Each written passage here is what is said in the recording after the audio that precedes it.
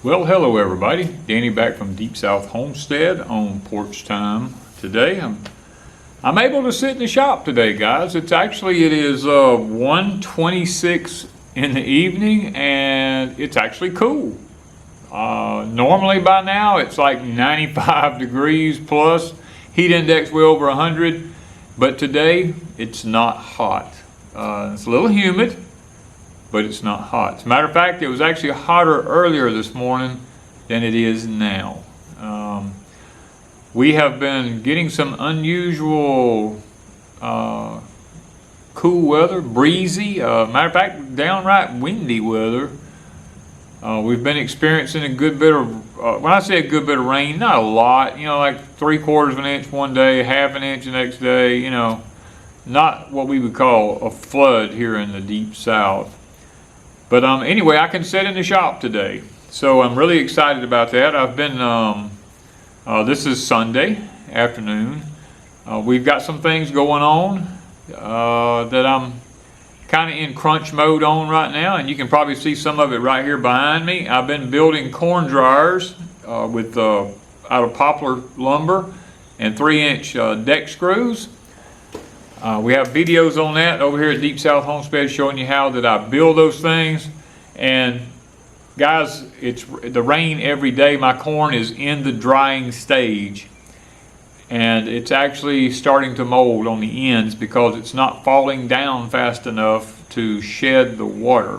And then with the extreme heat we've been having, it's the perfect environment to start setting up mold in the corn. So I'm having to go through the field, and any ears that are brown, I'm having to try to get them off and come up here and feed the shucks to the cows and get the corn out. And I have a separate bucket over here on the table. Actually, I got a big buckets over here that any of the small, I call them nubbin ears, little 3 or 4 inch ears, maybe they didn't pollinate good, or maybe they're perfectly pollinated, but they're just little ears.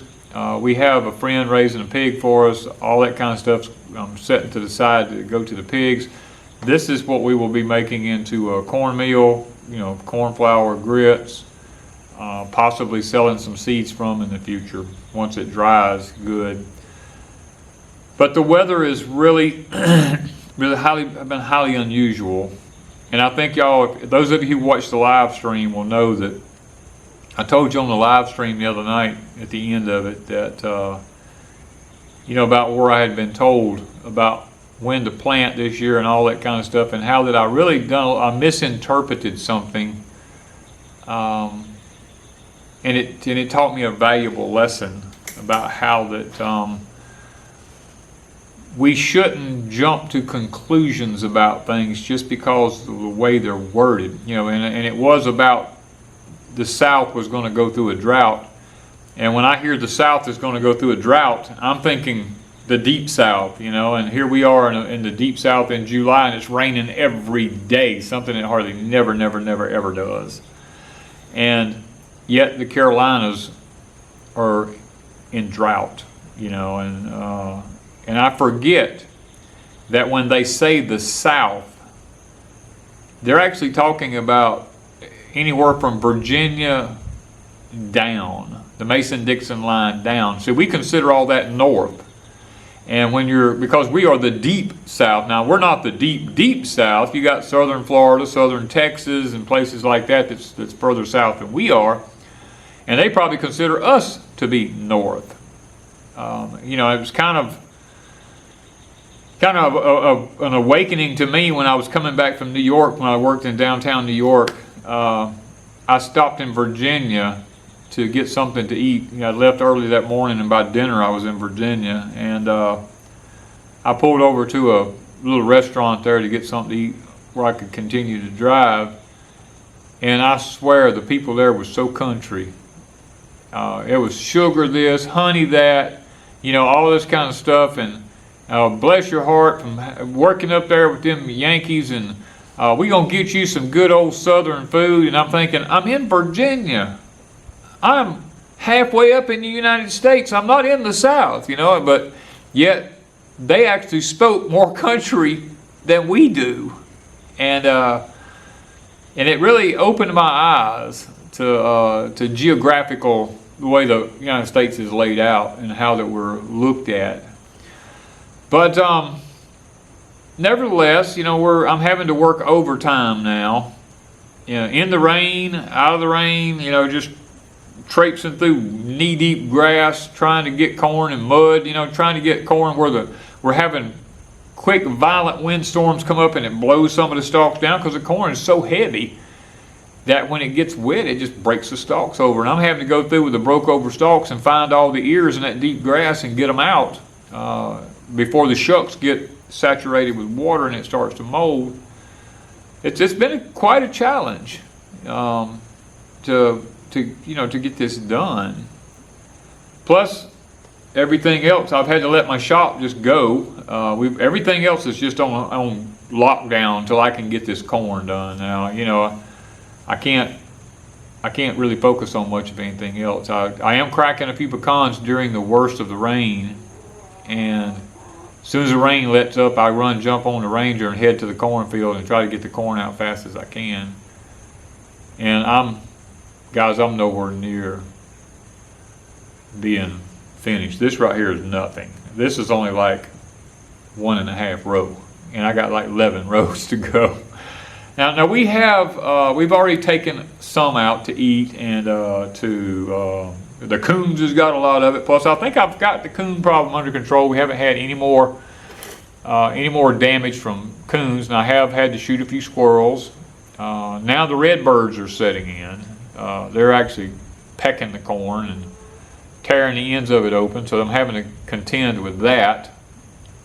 But I think I'm staying pretty much ahead of it, because the more of it I take out, the more advanced I'm getting with it. Because I did have to stop the other day and do some fencing, because we were planning on getting a few sheep, not to raise, but just to butcher. I was going to fatten them up, for this winter, to have some sheep. But I had to do the fencing on that. But other than that, I'm just wore out today. I ain't going to lie to you. I'm tired. I'm fixing to head in here in a little while and just kind of chill out for a while. But, there's been a lot going on in the last week or so here in the country, and that's no news to everybody. I'm not going to beat a dead horse, about all the things that's going on. But it has prompted some thoughts into my mind as I watch everybody. And what I notice is everybody is living for the moment. And that is one of the things that will get you in more trouble than anything else. We are not to live for the moment. Now, when I stop and I think about living for the moment, I think about people who just live from paycheck to paycheck because they've not made wise decisions their whole life financially, and people who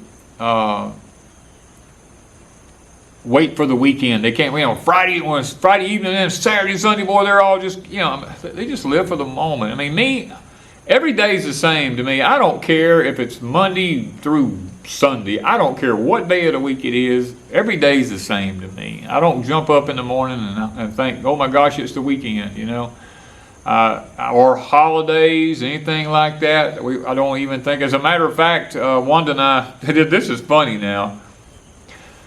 We got up the other day and she was working on some boards and other projects she had going, some canning stuff, and I was out working in the cornfield. I was either working in the cornfield or putting up fencing or something. It was so hot. And I came in around 9 o'clock to get a snack, something to just give me some boost of energy back.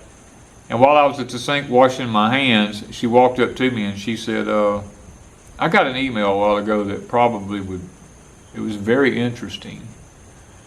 And I said, really? I said, anything I need to take care of or deal with or anything like that? And she said, no. She said, it was just more of a reminder than anything else. I said, what?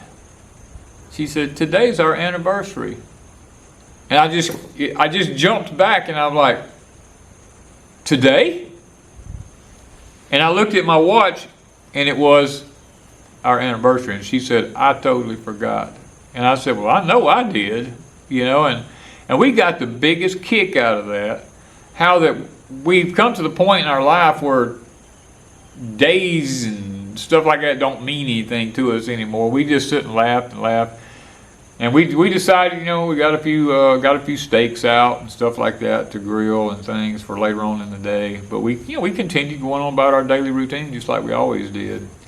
But yet, there are so many people out there that live for the moment, and you can get yourself in a lot of trouble doing that. Now, you know, me being the person that I am,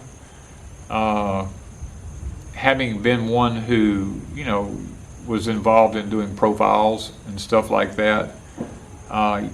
Any of you who know anything about that kind of stuff is there's 4 basic temperaments in life, and the one that the people who live for the moment are the sanguine temperament, and you can pick them out in crowds. They're the kind of people who literally they jump headstrong into anything without first researching it or trying it or anything like that. They'll sink their whole life savings into something before they even really know what they're doing. They're the life of the party, if you want to look at it that way. You know, and they're the kind of people that usually stay in financial trouble. They don't usually do well with finances.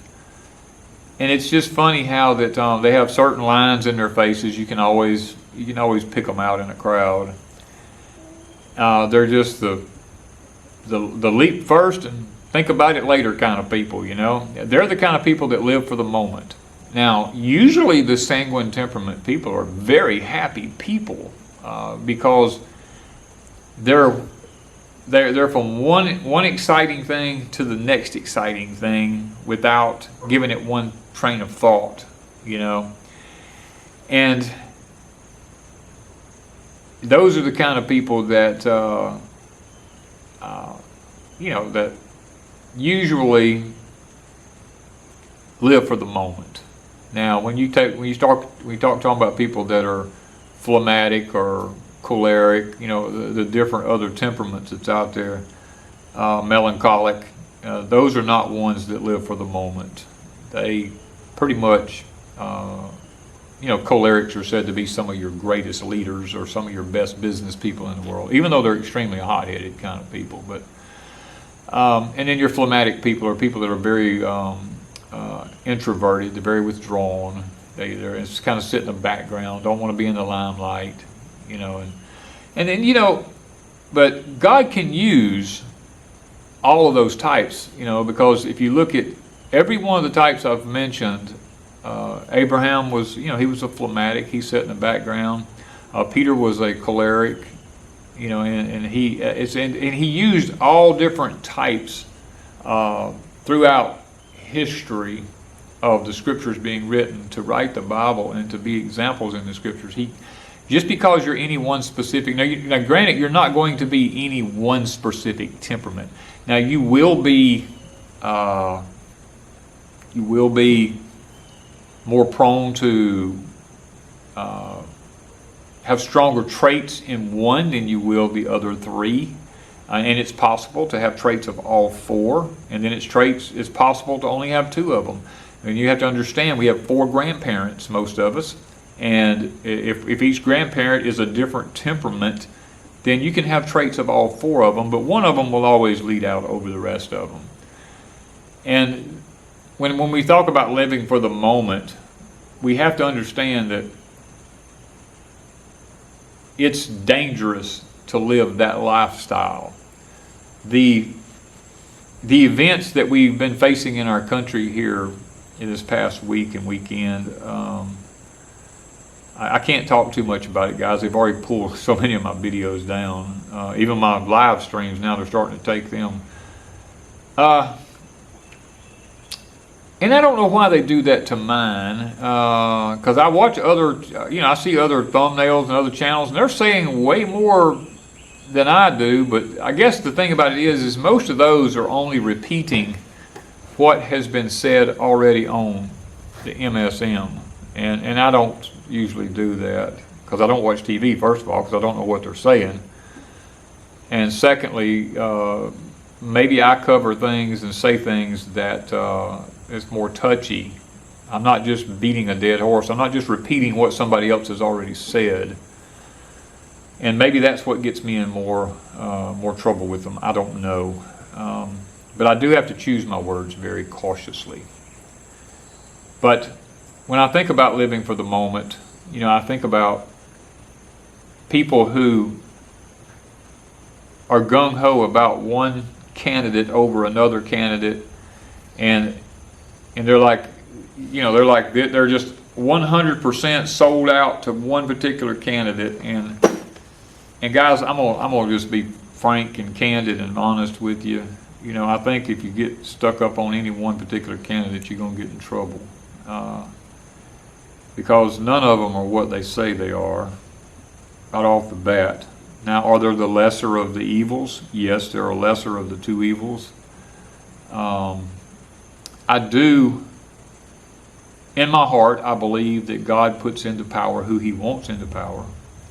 And He does it through us as individuals going out and voting to put those people in power.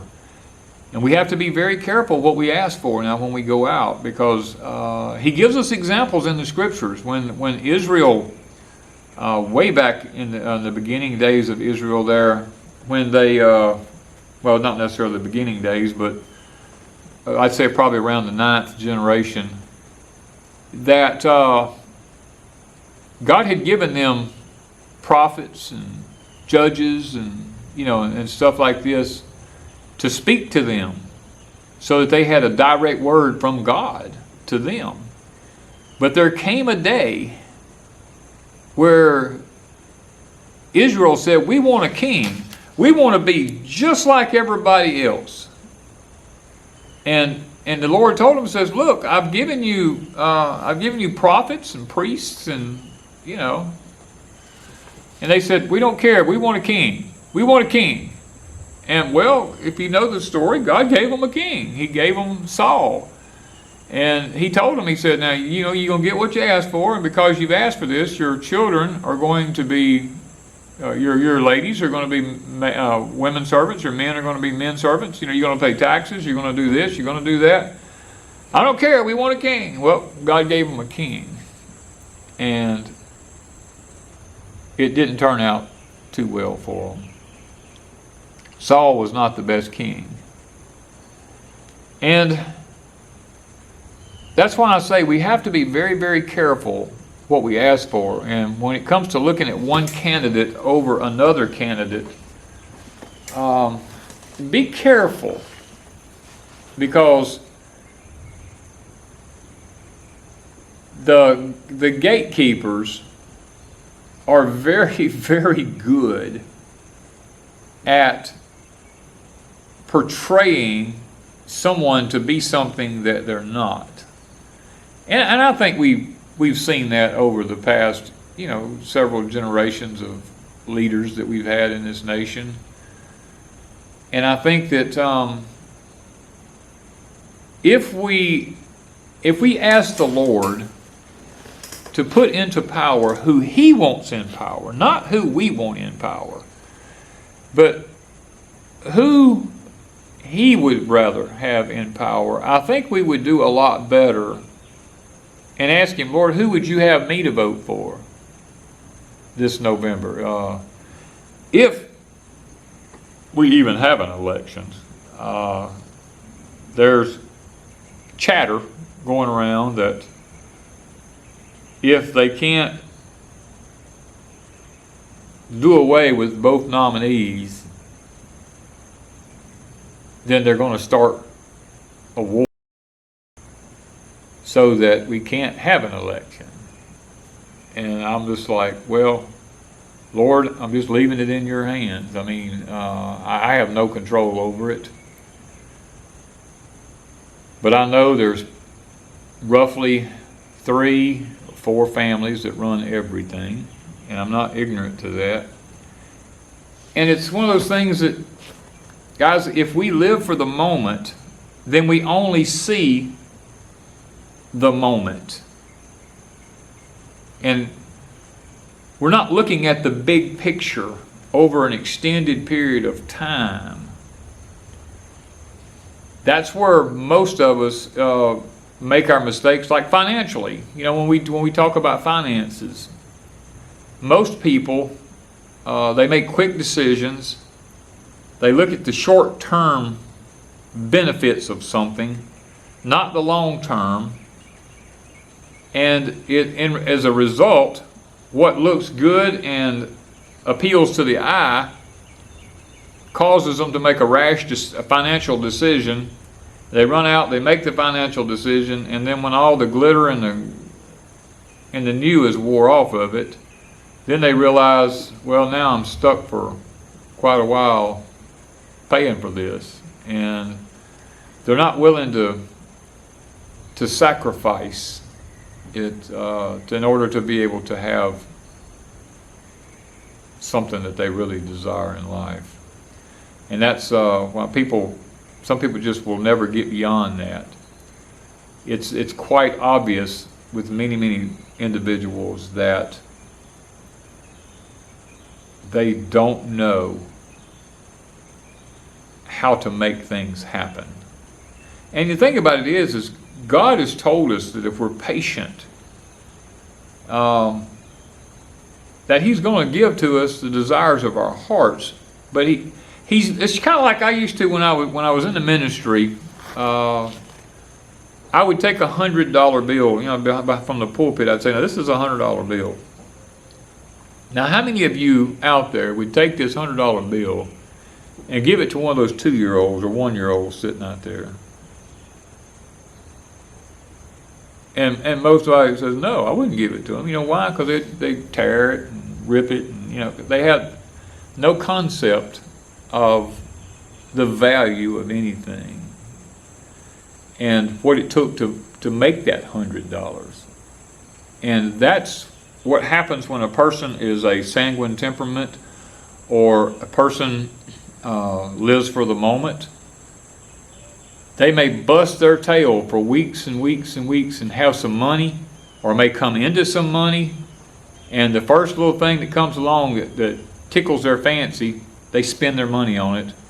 And then they're like, oh, now I don't have any money anymore, you know, and then they're like, well, I'll just have to work again, you know, and guys, I'm dealing with a person right now who is way older than I am and has absolutely nothing. And I feel for this person. They've made bad financial decisions their whole entire life. At this point in their life, they own absolutely nothing but the vehicle they drive in, and maybe a couple of pieces of furniture, you know, and maybe a few guns or something like that. And my heart goes out to them, because I'm like, you know, and they realize it now in their later life that they've made some mistakes, and they also realize that it's a little late to try to do anything about it. And I've tried to tell them it's not too late. It's never too late. Most millionaires, I've told y'all this before, don't become millionaires until they're in their 60s. And I told them, I says, look, I know you're in your 70s, but that doesn't mean anything. There's still hope. As long as you know you have a problem and you're willing to correct it, there's time and there's hope. Now, will you achieve everything that you could have achieved if you were younger? No, you probably never will. But you don't give up. You continue to try to better the situation. And that's kind of, I think the Lord would have us to be like that. I don't think He wants us to be rash. As a matter of fact, patience, He says in the Scriptures, is a virtue. We are to be patient. Many times He says, wait on the Lord. You know, and we don't have, a lot of us don't have a good track record of waiting on the Lord. We get impatient. And living in a microwave society with instant gratification doesn't help matters.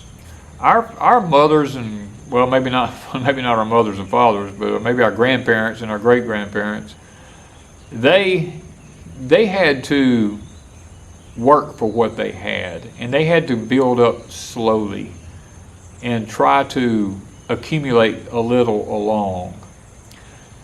And one of the things that I guess that's probably is more of a pet peeve for me now than anything else is children who live on the parents' land and they did absolutely nothing for the land. They don't try to take care of it, and they use the excuse, well, I can't afford to buy nothing. Well, the thing about it is somewhere in the family line, somebody had to step out on faith and buy something, and had to work their tails off day and night in order to have it, so that people can live for free now, because they didn't have to work. And a lot of people, what they have don't mean anything to them because they didn't have to work for it. It was just granted to them by their parents, you know. And inheritances is a big deal in the Bible. If you study Israel and you study what God has to say about inheritances, it's a big deal. That's why He created the laws of the Jubilee laws, you know, and stuff like that, where and every 7 years you reverted back to the owner, and every 50 years person was be released from their bondage and given back everything that was theirs. And I mean, God created all these laws because He realized people make mistakes, and they should be able to learn from their mistakes, and the family should get back what belonged to the family, not because somebody got silly and just wanted the money from it. And the biggest thing I run into today with people is left an inheritance, is they go, but I have to pay so many taxes. Well, your grandparents that bought the property had to pay taxes. You know, I mean, and it may not be the best subject with a lot of people here, but today people just live for the moment. They just want what they want, and they want it now. They come into a big inheritance, they just blow it. You know, I mean, because they're living for the moment. They want all the money from it now so that they can go do what they wanted to do. Now, you take my father's place. My father's place was left to me and my siblings, and we decided that it's way on the other side of town. I told them, I said, we all lived way away from it. And I told them, I said, look, the best thing is that we just sell it. And they agreed, because keeping it up was just too much for all of us because we lived too far away. But when I got my part of it, I said, now what would my father have me to do with my part of his inheritance so that I can have part of his inheritance? Because my daddy always told me, he said, son, this is my dream. This is not your dream. This is my dream.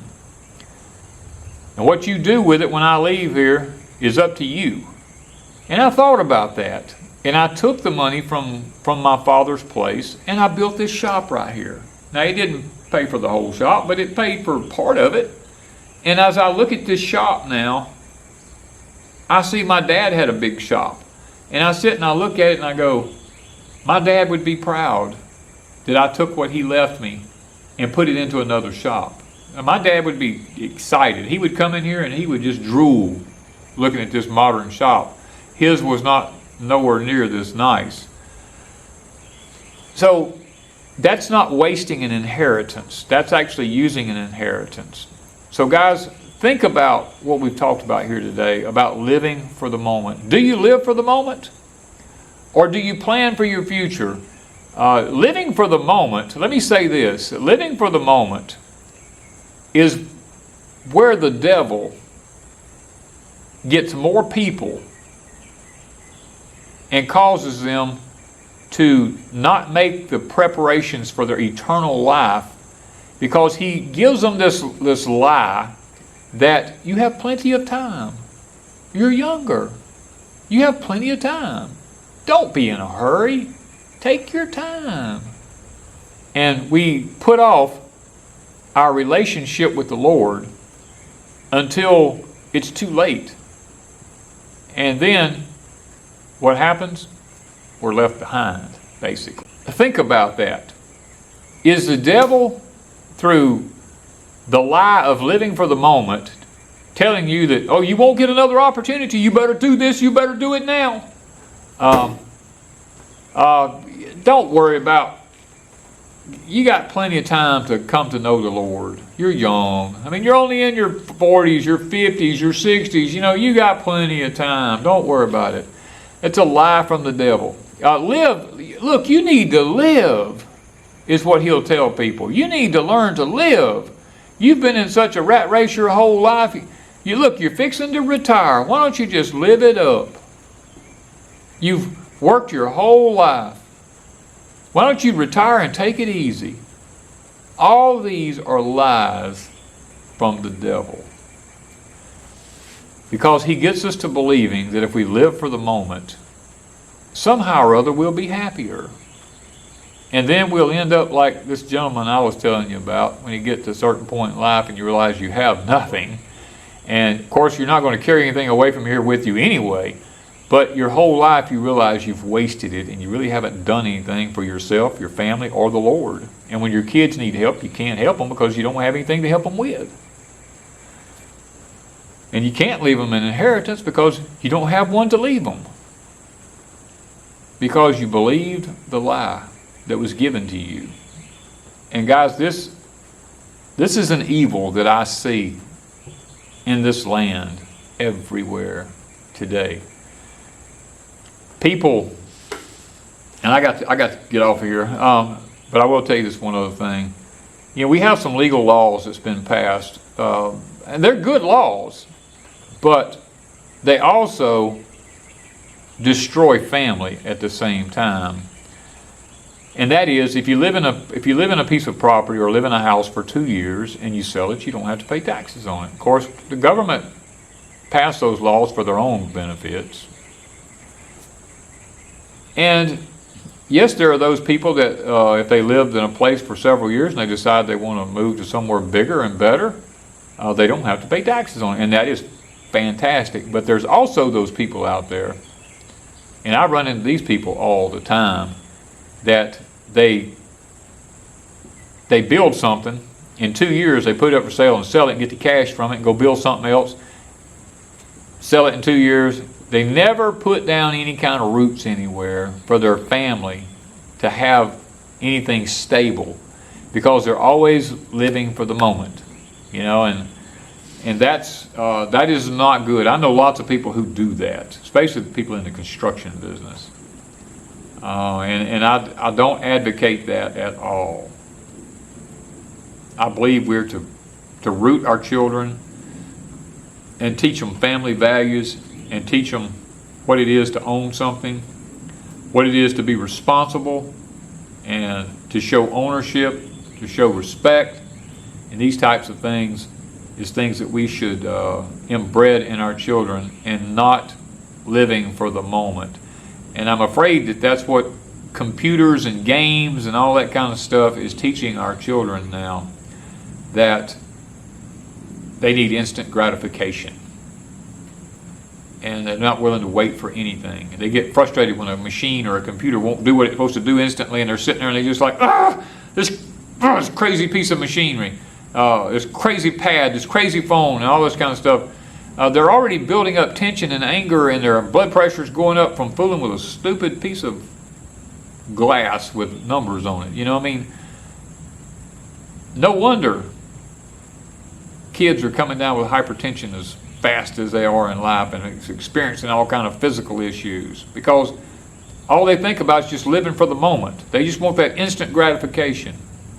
And guys, these are things that and I just thought, I've noticed that after what we experienced this past weekend. I saw how people are jumping on bandwagons, and this kid done this, or there was this many of this that fired at the former president, and all this kind of stuff. And guys, 90% of what you're hearing is not the truth. There's very little of it that's truth, because everybody is glued to something, living for the moment, trying to think they're going to find out something that's going to make them wiser than what they already are. And you know what? The bottom line is this: it doesn't matter now. It's already done and it's over with. It was an inside job. Well, that's common sense. We know that. We know that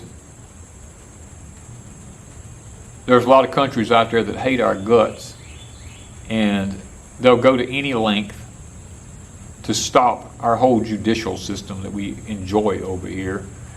And I guess if I had to say anything, I'd say this: it's not over. It's not nowhere near over, guys. You need to pray for these men who's running, because they both, not just one, both are under heavy, heavy scrutiny to be done away with. There's people that just don't like us over here. And I guess I'll leave you with that, guys. Try to be a person who plans and prepares and looks into the future and makes wise decisions, uses discernment as the scripture says we're to use. Pray asking for wisdom, and with wisdom ask for understanding so that you can understand what you've learned. Because you can be a wise fool. You can be a wise fool, or you can be an idiot. It can be either one. You can have all the wisdom in the world and be the stupidest person that there is. Because if you don't get any understanding and learn how to use it, it's totally useless to you. So, with that being said, guys, I love you and appreciate you. Please go over to Pecan Grove and subscribe so that we can show you what the Heavenly Father is doing for us over there, where He's leading us, what He's teaching us how to do, how that it is possible at an older age to be able to start all over again, and to have a new homestead and to enjoy it, because it's all about the journey, guys. It's literally all about the journey. It's not about reaching the end.